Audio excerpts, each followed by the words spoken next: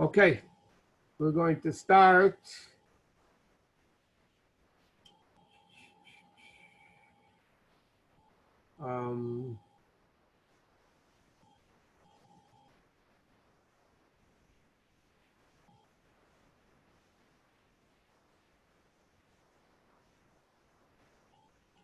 Okay.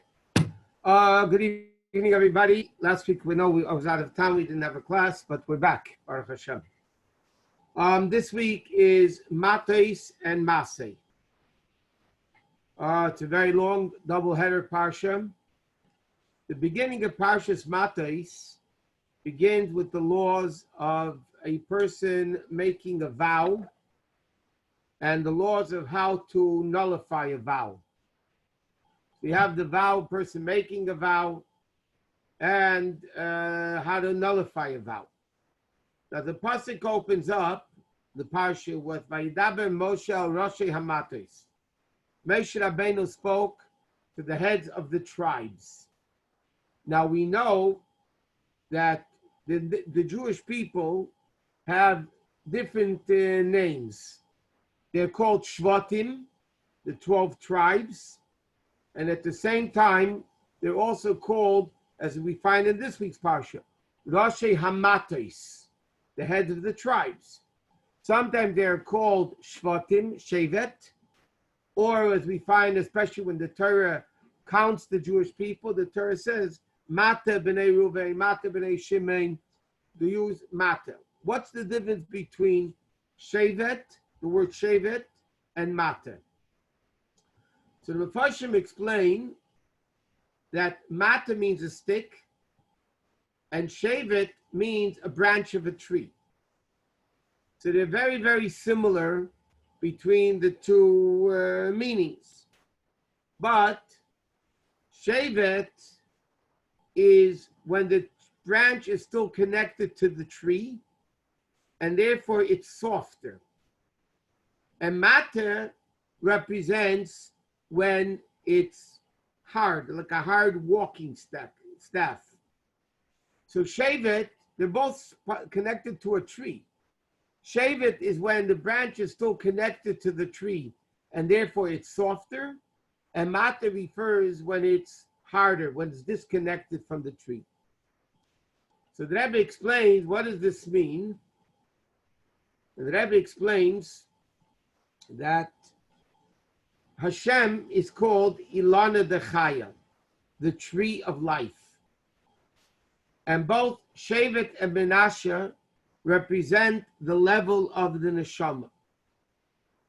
The Neshamah, the way it's still connected to the tree, so to speak, the way the Neshamah is still connected to Hashem, meaning the Neshamah before it comes down into the body, the way the Neshamah is pre-body, over there the Neshamah is called Shevet, because Shevet represents a branch which is connected, and it represents a branch which is still moist. It still has the vitality of the Neshamah that's before the Neshamah comes into the body. After the Neshamah comes into the body, and it already involved in worldly things, then it's called the level of Mote. Then it's called the level of a stick. So sometimes they're called Shevet when they're still connected to Hashem before the Neshamah comes into the body. After the Neshamah comes into the body, then it's called Mote, because then already it's hard. So why by the law of vows does the Torah use the word Mote? Vayidaber Moshe al Roshei Hamatos. And that's the name of the parsha, Matos. Why is it that the Torah uses the word Matos?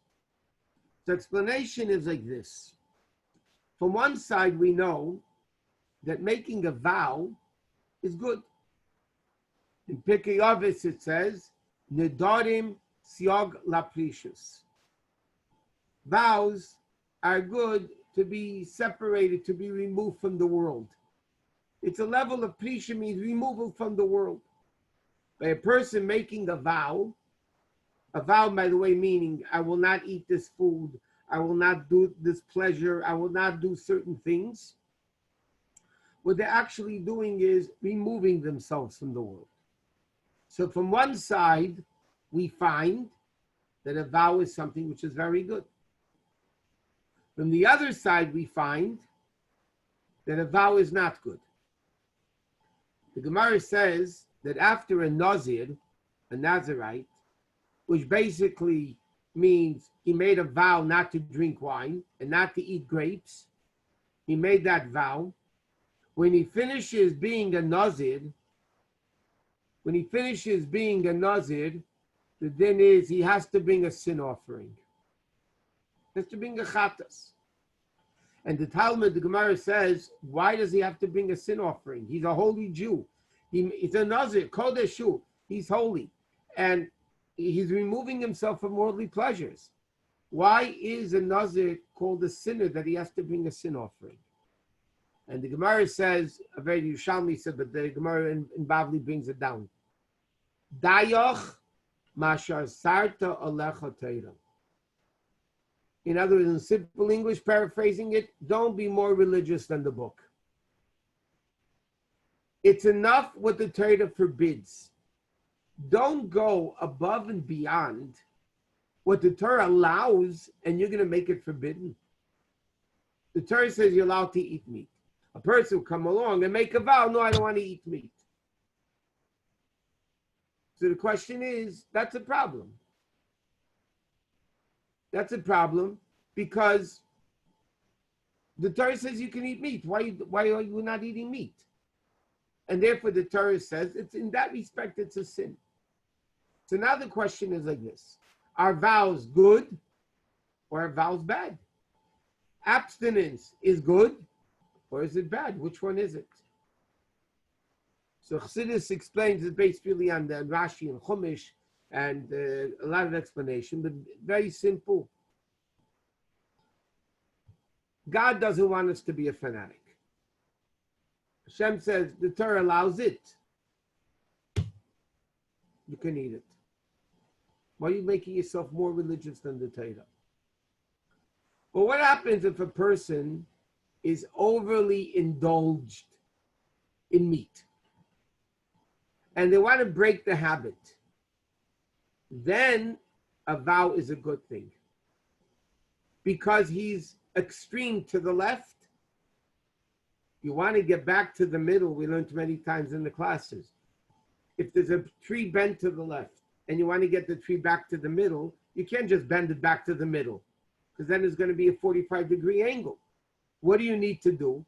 You have to bend it all the way to the right. And when you bend it all the way to the right, then it'll come back in the middle. In other words, what does that mean? The Torah says, like the Rambam writes, a Jew should be a middle-of-the-road person. Don't be a fanatic. Torah says you could do it, do it. Obviously, if Torah says don't do it, don't do it. But sometimes a person has to have a stronger power because they're bent all the way to the left, whether it's an eating or whatever it may be. And they may make a vow not to touch it, so that takes strength. But those vows then are what's called holy. That's Kedusha. And this is what the Torah is saying over here. A person, in order to, in the Parsha vows, the Torah says you have to be Rosh Hamates. When does a person need to make vows? When he needs to be a mate, when he needs to be very powerful. When does he need to be powerful? When he's overly indulged in something and he wants to get out of it, at that time you need to be strong.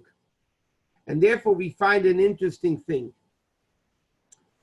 Many things that are forbidden rabbinically in Judaism today came about in the time of the second temple, the second Beis Hamikdash. There are many, many things which were permitted during the first temple. And in the second temple, many gzeres and takonis and decrees and prohibitions, they were made in the second temple. Why was that? So there's two reasons for that. Number one, because in the first temple, people were holy. People were holier in the first temple. In fact, we learned in Halacha that during the era of the first temple, when people got up in the morning, they didn't even say Moda'ani. They said right away, Elokai Neshamah Shenasatabi. They said God's name even before washing Netilas Yadayim, before washing Nagovasi. Why? Because they were much higher, they were much greater, they were much purer. So therefore, it was fine. In the second base of English, people were not so great. They didn't have the Kedusha and ability to say Hashem's name before washing Netila in the morning, Negavasa in the morning. So at that time, then they needed to first only say Maidani without Hashem's name in it. That's issue number one. Issue number two, Chassidus explains, why is it that things were permissible in earlier generations and then later they were forbidden? I'll give you a simple example. Biblically, chicken and milk is allowed because the Torah says, Lo sevashel gedi b'chalei vimo, don't cook a goat in its mother's milk. So the Gemara learns out, obviously, an animal that doesn't have mother's milk is not doesn't apply the law of meat and milk. So therefore, biblically, chicken and milk are allowed. Later on, the Chachamim said midrabanan, for whatever reason they said because people can make a mistake. It looks like meat. Bottom line is, the rabbi said you cannot eat chicken and milk. What does that mean according to Hasidic language? It means very simple. When the people were holier, they were able to eat the chicken and the milk because they had the ability to elevate it. Why do we eat foods? A person eats food because he needs to elevate the food to godliness. So in the earlier generations, people were greater. So therefore, when they ate food, they were able to elevate it. People were able to elevate chicken and milk. As generations went downward, and they didn't have that same power of Kedusha anymore, so then what happens? So then they have to forbid chicken and milk because we can't elevate it. So all the things that Chachamim forbade in later generations was because we couldn't elevate it anymore. Earlier generations were able to elevate. Later generations, we weren't able to elevate. And that's the same thing, the concept of a mata, of the vows. If a person is able to be on the proper path, they don't need to make vows. As the Torah says, by a nazir, it's enough what the Torah forbids. Torah says you could drink wine. Why are you forbidding wine? You don't have to be more religious than the Torah. But if a person is on a lower level, they're addicted to wine, they're addicted to meat, they're addicted to something, and they want to make a vow to get away from it, so then it's a very good thing. And therefore, it says, by the dinim of vows, Adoshi Hamatais, because it refers to the Neshamah in the body. Like we said, Shevet refers when it's soft, that's the Neshamah that's still on the tree, it's still to connect it to Hashem before it comes into the body. After the Neshamah comes into the body, it's a level of a mata, it's hard, it doesn't have the vitality, it doesn't have the life anymore. So that's when a person needs to make vows. And that's when a person has a right to make vows because he needs to get out of it. That's the first thing in the Parsha. Next thing in the Parsha, well, not next in order necessarily, but Hashem says to Moshe Rabbeinu, here, the Kaim Nikmas B'nai Yisrael Mesa Midian, and right after the Parsha of vows, the Torah goes into a next door, the battle against Midian. Okay, and it's a very interesting thing. The pasuk says, "The Kaim Nikmas B'nai Yisrael Mesa Midianim." Hashem says to Moshe like this: take revenge against the Midianites, and then And then you're going to die.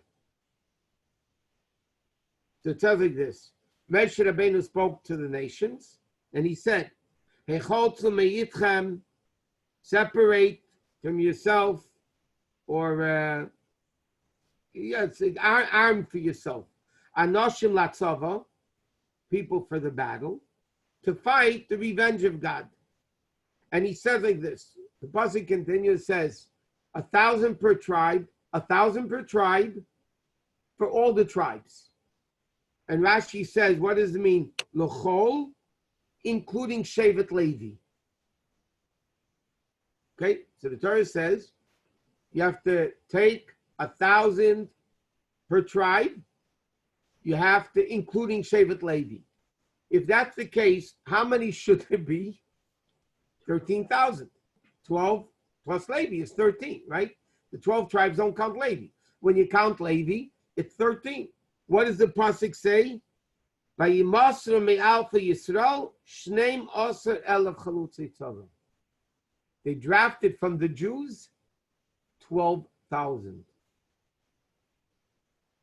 Commentaries ask, 1 second. It said they took 1,000 per tribe, and including Shevet Levi, which would be 13,000. And then the pasuk says they drafted 12,000. The math is off. So Rashi alludes to it, by the way. It says like this. When the Jews heard that Moshe Rabbeinu is going to die after this, what did Hashem tell Moshe? Fight the battle of Midian, and then you're going to die.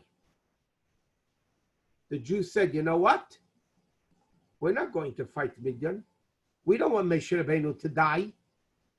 If the war of Midian is a prerequisite for Moshe Rabbeinu to die, the Jews said, we're not going. We don't want Moshe Rabbeinu to die. We're not going to go.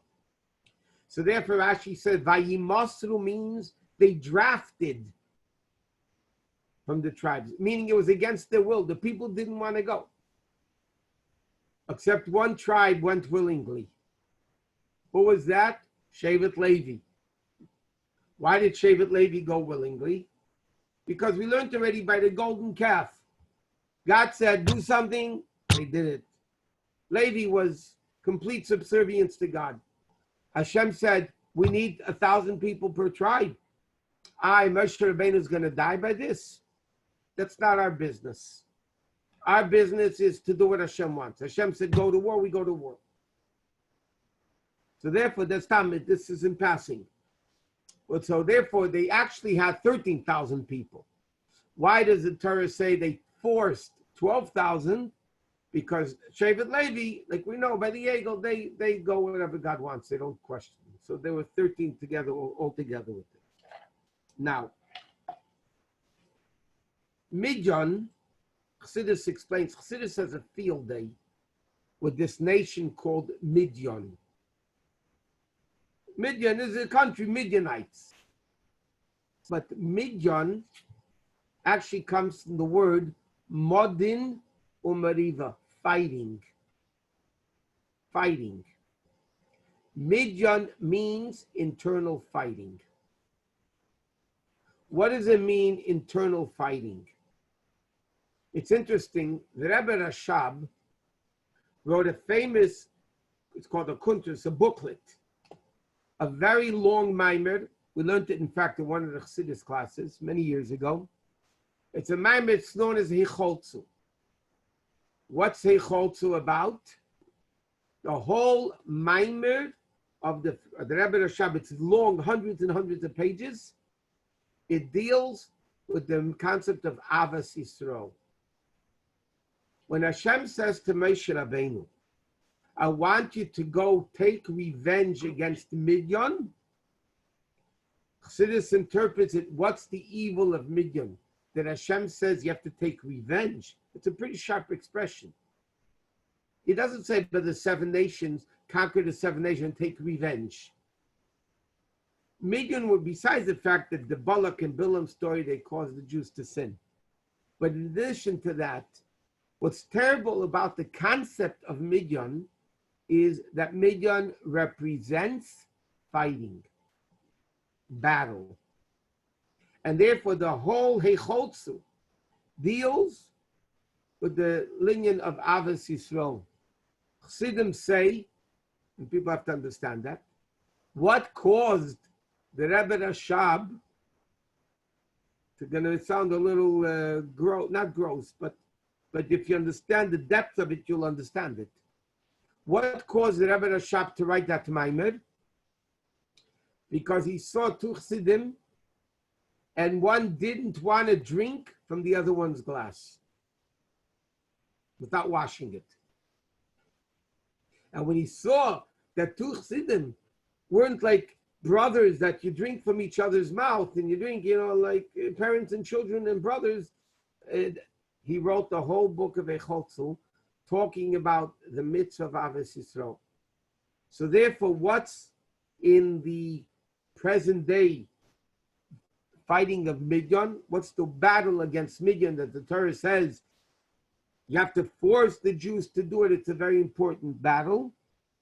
It refers to the battle of sinas chinam, of hating each other for no reason whatsoever.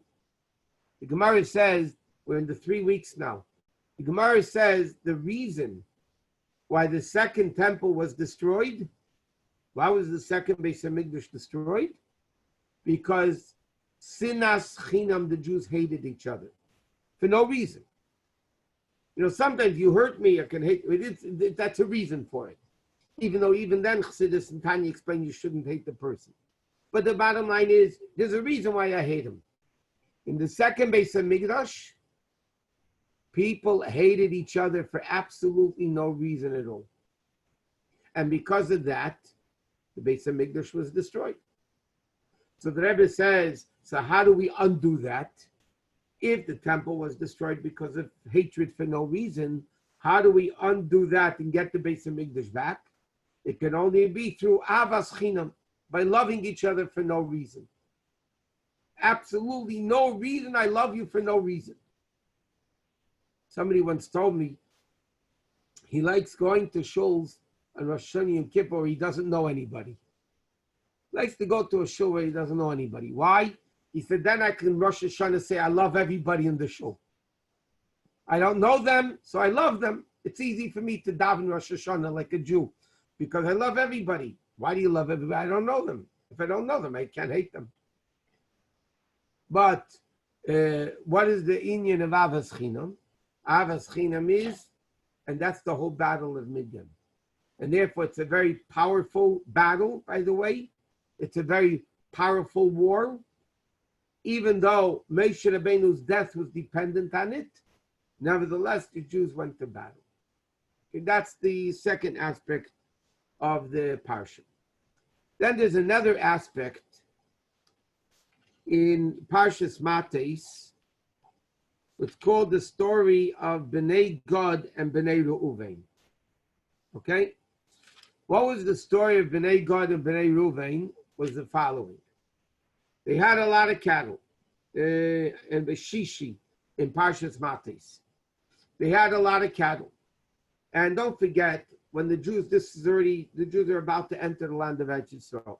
They already conquered the lands of Sichon and Oig on this side of the Jordan.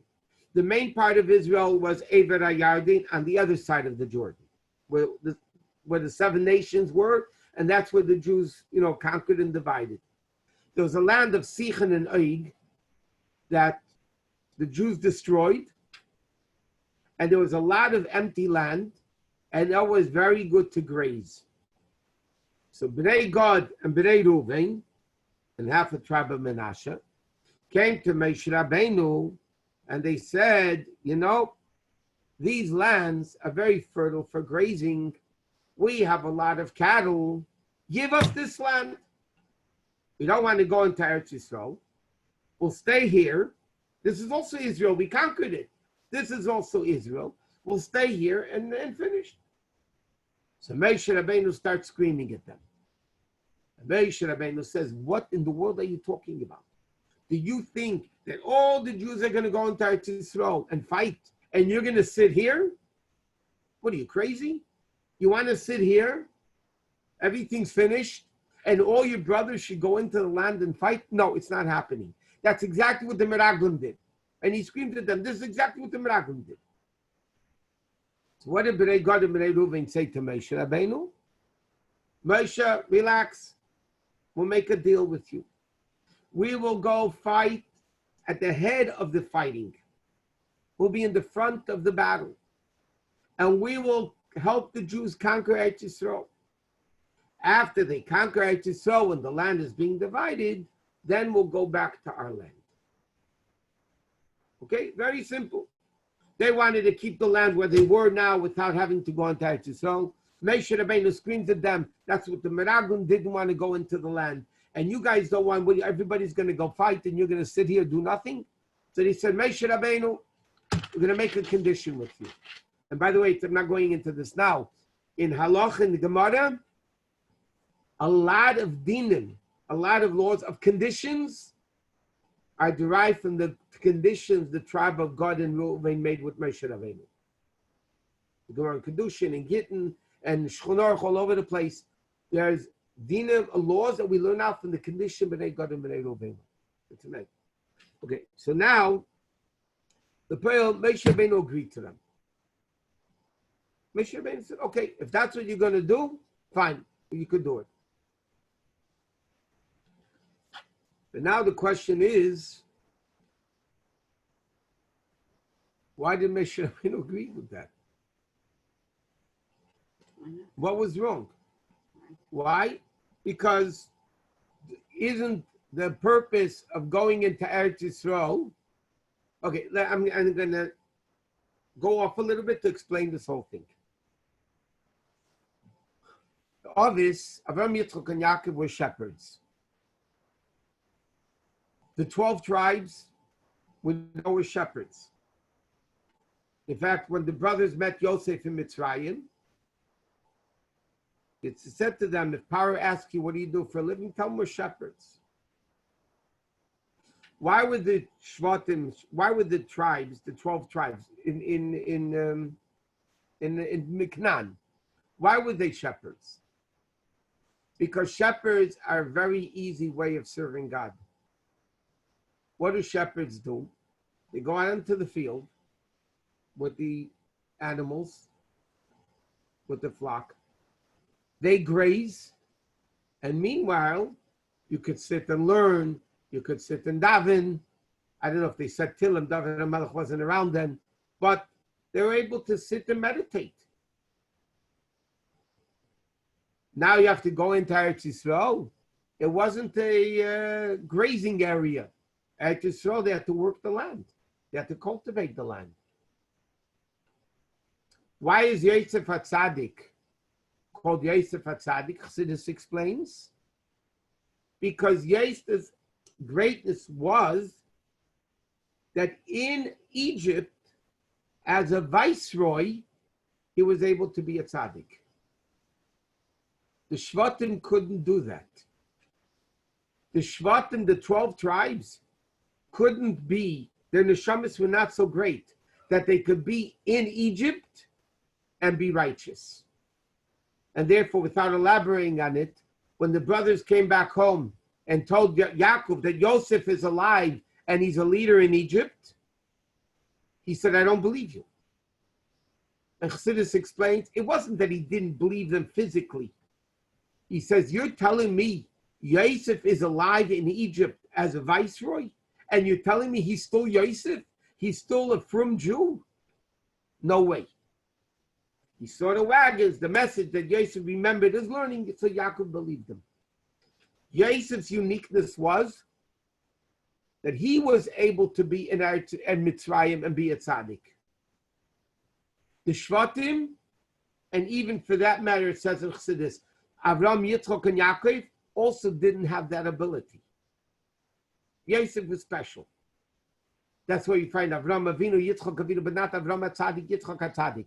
Yosef is Yosef HaTzadik. So now it's like this. Bnei Gad and Bnei Reuven say to Moshe Rabbeinu, and this is why they were different than the Meraglim. The spy said, none of us should go into Eretz Yisrael. None of us should go into Eretz Yisrael. We all want to stay shepherds. We all want to stay in the midbar without having to work, which is going to take away time from learning Torah. The Meraglim sinned terribly because they wanted everybody to stay. B'nai Gad and B'nai Reuven were different. They didn't say everybody should stay here. They said, listen, we understand before the Torah was given, before Matan Torah, it was okay to be shepherds, to be removed from the world, to be separated from the world, to be a hermit. After the Torah was given, that's when Moshe Rabbeinu screamed at the Meraglim. Once the Torah was given, and the Torah tells us to do physical mitzvahs, how can you spies want to stay in the desert instead of going into Eretz Yisrael?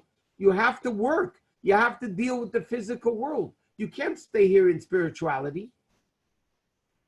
But B'nai Gad and B'nai Reuven, they had a different approach. They said to Moshe Rabbeinu, listen, we know Torah was given. And we know that you need to start dealing with the physical world. We know that. But you know what? As far as understanding goes, our understanding, some people still need to be what's called Yoshev Oyhel. You still need people that are going to sit and learn and daven a whole day. And you need people that are going to go work. So what did B'nai Gad and B'nai Reuven say? B'nai Gad and B'nai Reuven said to Moshe Rabbeinu, listen, we are not the Meraglim. The spies didn't want anybody to go work, everybody to be removed. We understand, Matan Torah, you have to deal with the physical world. But what we want, and we understand that that's the way it needs to be, there's certain people that still need to be shepherds. What does it mean still to be shepherds? We need people that are going to be removed from the world. Yeshiva Bachrim, Kolel people that sit and learn and daven a whole day. Those people also have to be. So Moshe Rabbeinu eventually agreed to them. He said, yes, you're right. The Meraglim that wanted nobody to go into Eretz Yisrael, that's a wrong attitude. But most people, 10 tribes to go into Israel. And there should be a select few that can learn and daven a whole day to complement each other and complete each other. Because the workers need the prayers, and the prayers need the workers. The Gemara says, David HaMelech had an officer as General Yoav ben Tzeruya. Yoav is his name. And the Gemara says, why was Yoav successful in the battle? Because David HaMelech stayed at home and learned. That gave him a blessing to win the battle. And why was David able to sit and learn a whole day? Because Yoav went to war. In other words, they complemented each other. They completed each other. So Moshe Rabbeinu says to B'nai Gad and B'nai Reuven, okay, I got your idea. It's good. I accept it. There are people, even after Matan Torah, need to learn a whole day. And there are people that after Matan Torah need to work all day. So you can stay here in the grazing land. What? Later, Menashe, half of Menashe later, Torah says he gave him that land too. Now, what does it mean for you and I? Or as we say in English, me and you? It means like this. A Jew in his day needs to have both aspects. We need to be the yeshiva boy, and we need to be the businessman. We need to have both. How does it work? When a Jew gets up in the morning and davens and learns a little bit, at that moment, he is a yeshiva boy. And then when he goes out into the business world, the business world does not corrupt him like it could, because he has the basis of davening and learning. Every one of us needs to be a yeshiva bacher, like Bnei Gad and Bnei Reuven. We also need to go out and conquer the world, physically, spiritually. It doesn't only mean to go out and work in the world. It means to elevate, to deal with the world, to go out into the world and deal with the issues of the world, to elevate the world and make the world holy. So both things are right. The Meraglim's attitude was only seclusion. That was wrong, and they were punished for that. Bnei Gad and Bnei Reuven, they came to Moshe Rabbeinu and said, we need both. And Moshe Rabbeinu said, it's fine. 2 tribes here, 10 tribes here. Which means, by the way, majority of the day, business for businessmen. But the 2 tribes, so to speak, 10 tribes of the day, work, elevate the world. 2 tribes of the day, go to shul, daven, learn a little bit after davening, and then you could take on the day. And that's the whole story of Bnei Gad and Bnei Reuven, why they weren't so bad at all, but why we need both levels together. Okay, that's in Parshat Matot. Now, at the beginning of Parshat Masei goes through a lot of 42 journeys of the Jewish people. And there's beautiful Hasidic explanation of this thing based on the Baal Shem Tov. But the Baal Shem Tov asks a question over here. At the beginning of the second Parsha, the doubleheader this week, like we mentioned, in Parshat Masei, the Torah begins like this. Ela Masei B'nei Yisrael. These are the journeys, plural, of the Jews. Asher yatzu me'eretz Mitzrayim, that they went out of Egypt. And then next the pasuk says, and if you could follow it, it'd even be better. It says, Vayichtav Moshe, Moshe Rabbeinu wrote, Es motzoehem, they're going out, lemasehem, for their journeys. Listen carefully. They're going out for their journeys, and then the pasuk reverses it. Ve'ela masehem, and these are the journeys for their going out. Okay, there's 3 things here that need to be understood. Number 1, the going out of Egypt took 1 journey. They went from Ramses to Sukkot. I think the pasuk says when they went out in Parshas Bay. Why does the Torah say these are the journeys, plural, of the Jews going out of Egypt? Question number 1. Question number 2 is, when you travel somewhere, the purpose is not the trip. The purpose is the destination. So the Torah starts going on, Vayisu, Vayachanu, Vayisu, Vayachanu, they travel, they camp, they travel, they camp, they travel, they camp. Now, what's more important? The camping is more important than the destination, is more important than the trip. Correct? Everybody understands that. Why does the Torah call the journeys Masei, the journeys? The Torah should have said Eila Chanuyais, Chanuyais, whatever. These are the campings of the Jews. Because the whole pasuk said they travel, they camp, they travel, they camp, they travel, they camp. So instead of saying these are the travels, and the parsha is called Masei, the Torah should say these are the campings of the Jewish people. Why does it say Masei? Question. That's the second question. First question is, going out of Egypt took 1 time. Secondly, it should be called the campings, not the traveling.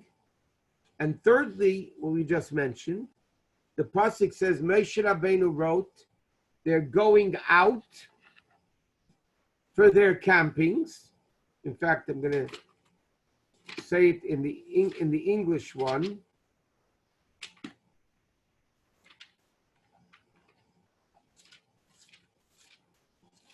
In the English is translated, Moshe wrote their goings forth according to their journeys. And then the pasuk says, and these were their journeys according to the goings out. Why does he switch around the term? Moshe Rabbeinu starts, these are the going out for the journeys, and these are the journeys for the going out. It's contradictory. I mean, it's just the opposite. So you got to listen to this. This is remarkable. The Baal Shem Tov said,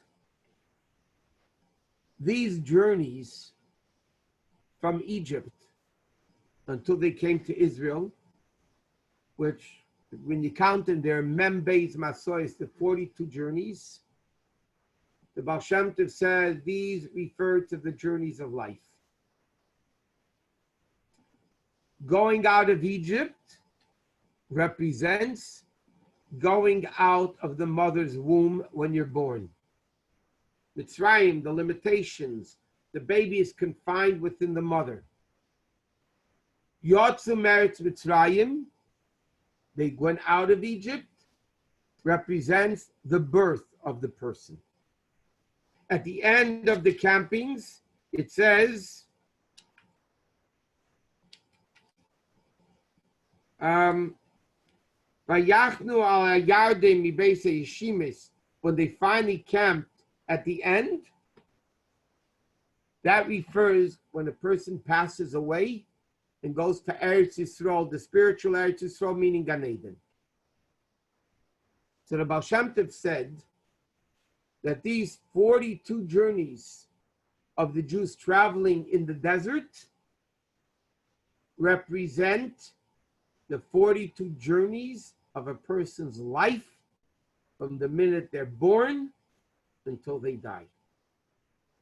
In fact, I mentioned this a few times in Shul. The world says there's 3 stages in a person's life: hatch, match, and dispatch. Hatch is when you're born, match is you get married, and dispatch is when you go to the other world. These are the 3 general stages of a person's life: hatch, match, dispatch. In more details, the Baal Shem Tov said, is 42 journeys. Now, so the Chassidus explains, based on this Baal Shem Tov, that a person is constantly journeying. A person's goal is to always move up. Somebody once said he had a dream that he was climbing a very steep mountain. And the way he told the story is he dreamt that the Rebbe was on the top of the mountain, so to speak. And when he came to the top, he noticed that the mountain still had more to go. And the Rebbe said to him, this is what the guy's in the dream, you don't stop here. You constantly go. The purpose of stopping in life is to go higher. There's no purpose in stopping. When a person is traveling, let's say they're hiking and they get tired, so then they need to rest. But the rest is not the purpose. In life, the purpose is the journey to move higher and higher and higher and higher and closer to Hashem. So this is why the pasuk says, Lamaze b'nei Yisrael. These are the journeys of the Jews going out from Egypt, because it refers, plural, it refers to the goings of life. A Jew has to be a mahalech, a goer. The angels, there's a pasuk Chassidus always brings down. Hashem says, "V'nasati l'cha mahalchim bein ha'endim ha'ela." I am going to make you goers amongst the standards.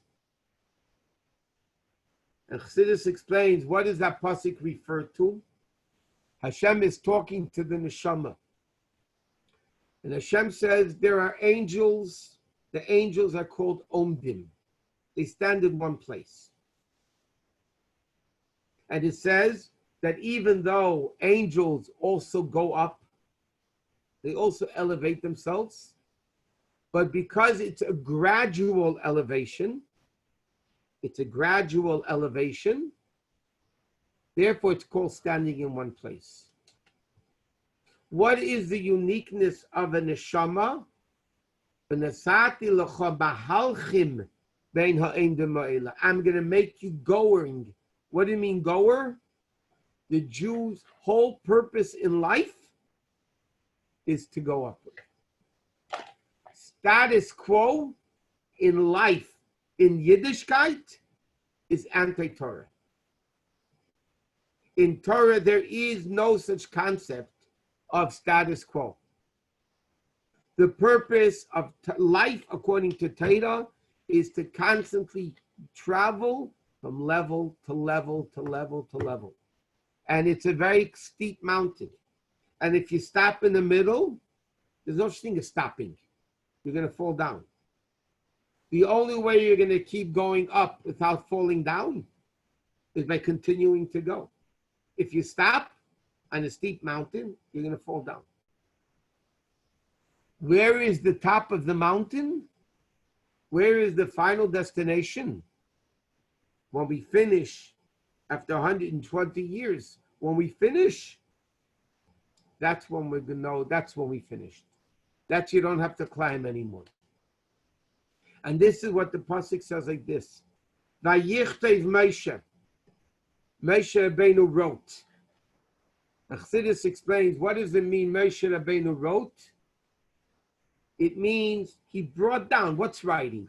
You take an idea and you put it into paper. He brought down the idea. Where does a Jew get the ability to constantly go from level to level? Life is difficult. Where does a Jew get the ability to travel 42 journeys in life from the second we're born until the second we die? Where does that come from? And this is what Chassidus explains. The Rabbi explains in many Maimorim.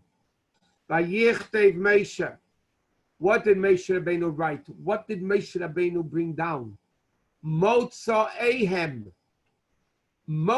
in Hebrew means the source of their going out. Lamaze to their journeys. Meaning like this.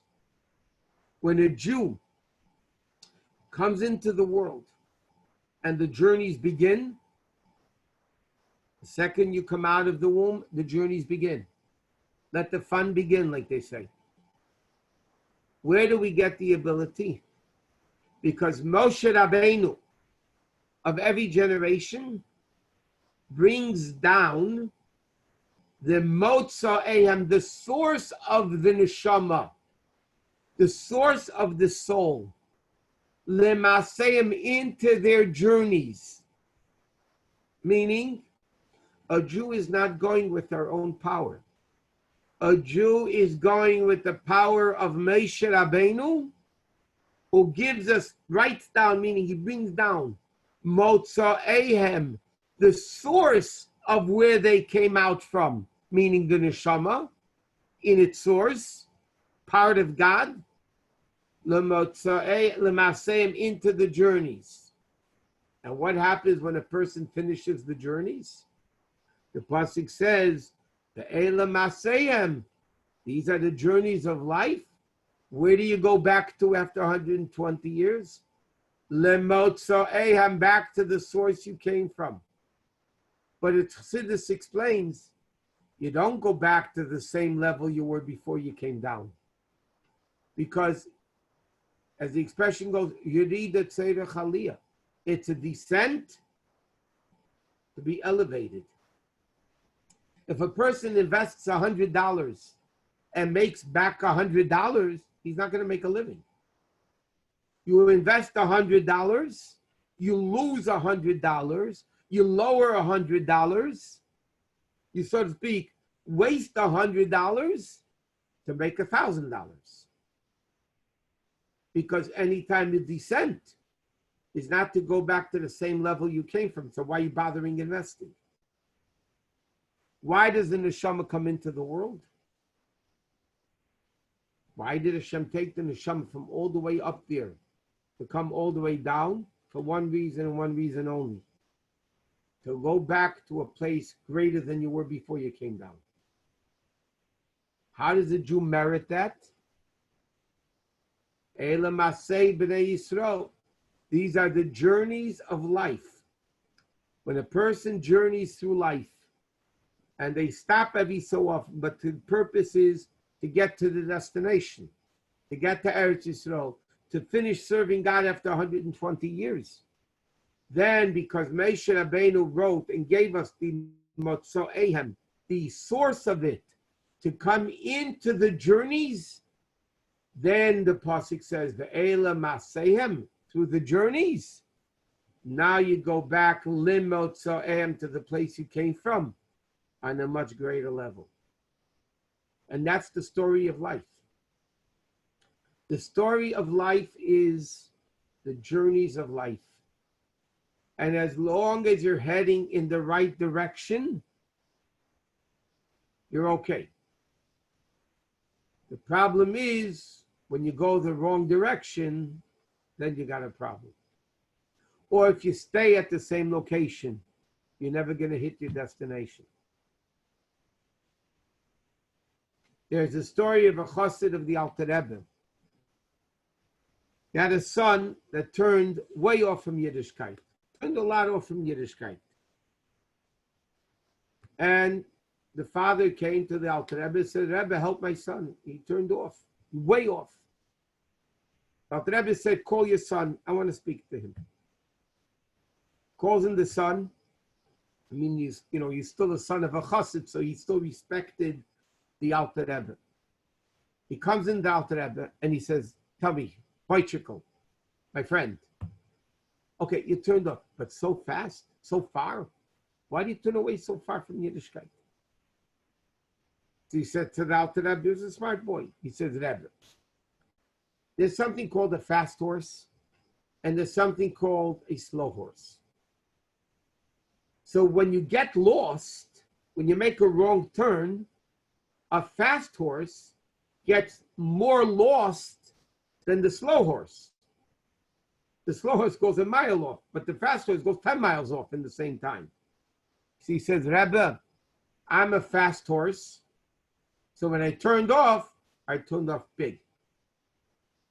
The Alter Rebbe said to him, "Boychik, but there's a difference.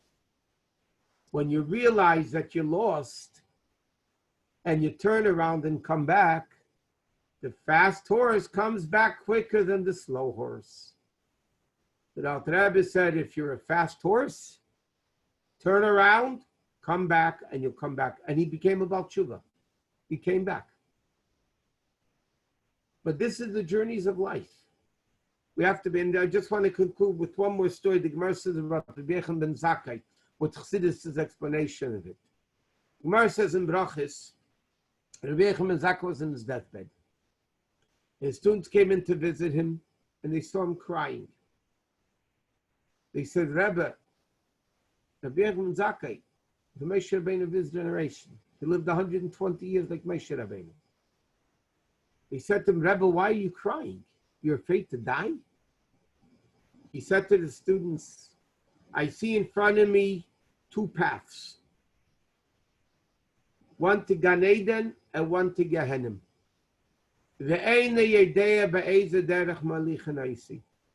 I don't know which path they're leading me to." He said, "I don't know if I'm going to Gehenna or I'm going to, I don't know. I don't know if I'm going to Gan Eden or I'm going to Gehenna. That's why I'm crying." So Chassidus asked the question, what do you mean? He didn't know he was going to Gan Eden? Rabbi ben Zakkai was so great. He was so great. The Gemara tells how great he was. You think there was any doubt in his mind that he's going to go to Gehenna, to hell? So Chassidus explains, very simple and very beautiful. A businessman, he's running a business. During the day, he runs a business. At night, when he closes the store, he sits down and makes a reckoning, how much money came in, how much money was spent. When does he make that reckoning? At the end of the day. He's going to sit a whole day and make reckonings. When is he going to do business? During the day, you got to do business. At the end of the day, the business is closed. Then you go and you make a cheshbon. Chassidus explains, Rabbi Yechim Zakkai, his whole life was moving. Like we said, the journeys. He was moving. He never had a time to make a reckoning. Because if he's going to sit down and make a reckoning of his life, he's wasting time from being able to do another mitzvah while he's making a reckoning. So Rabbi Yechim Zakkai, his whole life, didn't make reckonings of his life. What he did, what he should have done, and what he didn't. At the end of his life, he's on his deathbed. As the expression goes, if I don't do it now, when am I going to do it? Now he started making a reckoning. Now he started making a cheshbon. Now for the first time in his life, he's making a reckoning. He says, you don't know. I don't know where I'm going. I don't know because I never bothered making a reckoning. Why didn't he make a reckoning like we explained before? The whole life of the Jews is not the camping. The life of the Jew is the traveling, going higher and higher and higher and higher until finally you come to Gan Eden. Where do we get this Kriya from? Mote, from the source. Moshe Rabbeinu gives us Lamaze into our journeys. Moshe Rabbeinu gives us from the source of the Neshamah to be able to give us the bracha, the journeys to be able to travel. And then the pasuk says, through the journeys, you go back to where you came from. But not where you came from, even greater than the place you came from. Okay, that's it for tonight. The Mitzvah Shem Wednesday night will be Halacha and Tanya. Tell people about the class. We still have a lot of room for a lot of people to join. So everybody should have a good night and a very good week, and everything should go well. Thanks, Rab. Good night. Okay. Have a good night, everybody. Good night. Good night to everybody. Take care. Thank you very much. Good night.